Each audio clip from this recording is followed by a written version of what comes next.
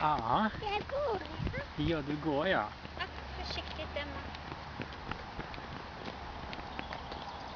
Vilken bra godis du fick. Emma fick godis också. Mm. Utav Lena, Marie och Janne och Kari och Lena.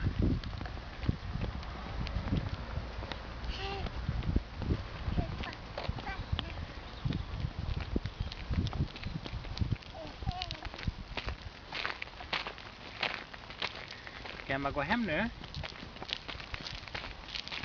Hem till mamma och farfar.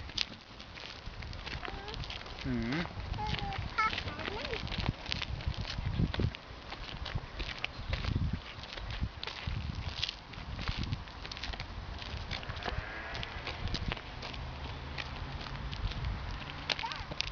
Där bor Emma. Kom då.